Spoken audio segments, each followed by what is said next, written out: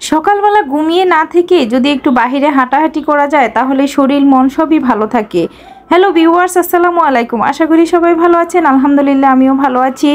যেহেতু আমার ময়নার স্কুল ছুটি, তাই সকালে আসলে হাঁটাহাঁটি করা হচ্ছে না। ফজরের নামাজ পড়ে শুয়ে থাকি, একটু কিছুক্ষণ ঘুমিয়ে তারপরে উঠে নাস্তা করি।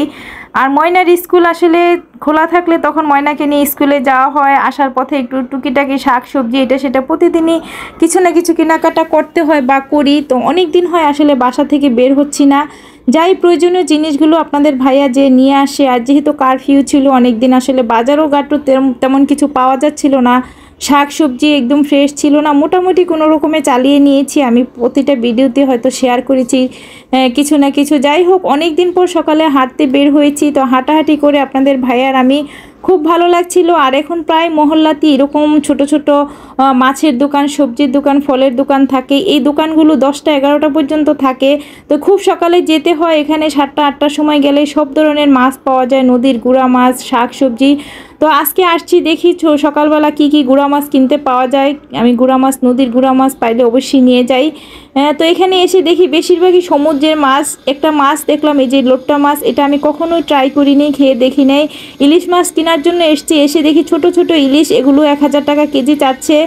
আর একদম ছোট পুঁটি মাছের মতো এগুলো চাচ্ছে 650 টাকা কেজি। তো এত ছোট ইলিশ মাছ আমার বাসায় কেউ পছন্দ করে না। ছোট ইলিশে বেশি কাটা থাকে। অন্তত পক্ষে 700-800 গ্রাম ওজনে ইলিশ মাছ হলে মোটামুটি খাওয়া যায়। 1 কেজি হলে তো আরও ভালো। তো এখানে ছিল একদম 400-500 গ্রাম ওজনের ইলিশ, ওগুলি 1000 টাকা কেজি চাচ্ছে। আর মাছগুলো তেমন একটা সুন্দরও লাগেনি। তো এখন এই যে রাস্তাঘাটে সব জায়গায় দেখি এত বেশি ড্রাগন ফল, কারণ মাশাআল্লাহ আমাদের দেশে এখন ড্রাগন চাষ হয়। আর এখনও কাঁঠাল আছে বাজারে, দেখি খুব ভালো লাগলো, কারণ কাঁঠাল আমার অনেক পছন্দের একটা ফল। তো যাই হোক, এত কাঁঠাল দেখি লোকটাকে বললাম, ভাইয়া আমাকে একটা নরম দেখে কাঁঠাল দেন। তো কাঁঠালটা নিয়েছি, সেটার গল্প আবার পরে বলছি। এত কাঁঠাল এখনও আছে, আমি তো দেখি অবাক, কারণ আমরা কবি বৈশাখ মাসে কাঁঠাল পেকেছে তখন খেয়েছি। তো এত মাস পরে এখনও কাঁঠাল পাওয়া যাচ্ছে, আসলে ভালো লাগছে দেখে। তো লোকটা সবসময় সবজি বিক্রি করে, ওনার কাছ থেকে সবজি নিয়ে যায়। তো আজকে দেখি উনি কাঁঠাল বিক্রি করছে।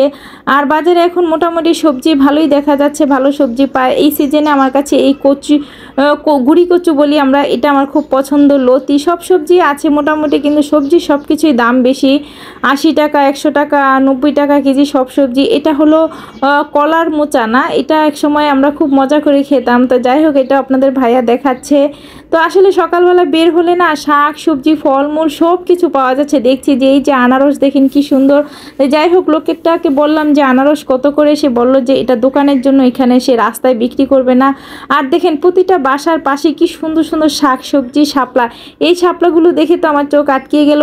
এত বড় বড় শাপলা, মনে হয় যেন গভীর পানি থেকে শাপলাগুলো তুলে আনছে। তো শাপলা আমাদের জাতীয় ফুল, কিন্তু আমাদের বাচ্চারা আসলে শাপলা ফুলের সৌন্দর্যই দেখতে পারে না। যাই হোক, বাজার সবজি শাকসবজি কেনাকাটা করেছি, এখন বাসায় যাব। যেহেতু বাসায় এখনও নাস্তা নেই, আজকে আমার ফ্রোজেন রুটি শেষ হয়ে গিয়েছে, সেজন্য বাচ্চাদের জন্য ব্রেড, তারপরে ডিম, দুধ এগুলো নিয়ে নিলাম। এটা দিয়ে বাসায় গিয়ে নাস্তা করব। আর এই যে আপনাদের ভাইয়ার হাতে দেখছেন না বাজার, সে শুধু নিচ্ছে না, আমার হাতেও কিন্তু আছে। অনেকে বলবেন যে ভাইয়াকে দিয়ে ব্যাগ টানাচ্ছেন, আপনি আরাম করে হেঁটে যাচ্ছেন না। আমার হাতেও ব্যাগ আছে এবং আমার অন্য হাতে ফোন আছে, যেটা দিয়ে আমি ভিডিও করছি। যাই হোক, আপনাদের ভাইয়া বাহিরে বের হলে কোনো কিছু কেনাকাটা করলে সে কখনই আমার হাতে দিতে চায় না, জোর করে নিয়ে যায়।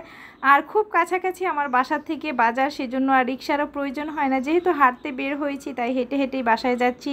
এটাই খুব ভালো লাগছে, কারণ প্রায় 15 দিন হয় বাসায় বসে আছি, হাঁটাহাঁটি করছি না। একটু হাঁটতে ভালোই লাগছে, এরকম